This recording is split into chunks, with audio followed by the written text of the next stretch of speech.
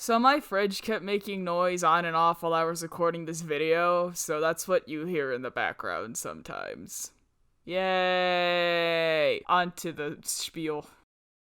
I didn't start playing D&D until my freshman year of college. I've played in a few campaigns since then, and while I'm nowhere near an expert, or skilled for that matter, I found a race and class I use as my go-to while character building. Well, class. The race has been chosen since I was a kid. I was running around doing whatever it is children do in their abundant free time when I saw my mom watching Lord of the Rings on TV. Return of the King, to be exact.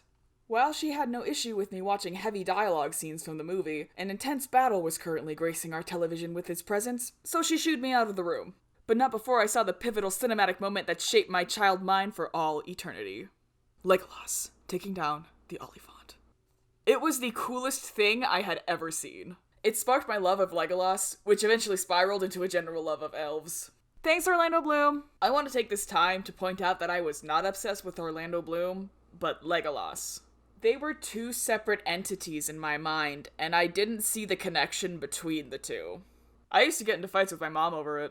She'd be like, "That's Orlando Bloom," and I'd be like, "No, that's Legolas," and it would go on for a ridiculous amount of time. I don't know if it was my child mind not grasping the concept of wigs, or a deep-seated desire for the Prince of Mirkwood to be real that superseded reality, but it was a thing. Fast forward to today, and elf is my go-to race when character building. But what about class? What does my elf do as she runs around with her band of fellow misfits? She irritates them with her constant skills and arpeggios, of course. Yep, Bard is my go-to class. There are several reasons for this. 1. I play multiple musical instruments, and I feel like Bard would be a good occupation for me should I be transported to a fantasy land via magical shenanigans. And, quite frankly, my musical abilities would be the only skill of any use.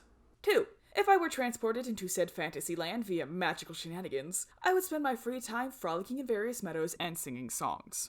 Such activities are best accompanied with a lute. It's a fact I just made up. 3. I like being able to hang back and heal other party members so they can stay on the front lines. My characters tend to be very squishy. And they're not even good at being bards. My characters never look for one-night stands. Ever. My real-world musical training prevents me from using my in-game musical ability to charm people into my bed. Instead, my first instinct is to practice so my piano teacher doesn't yell at me for the 10 billionth time.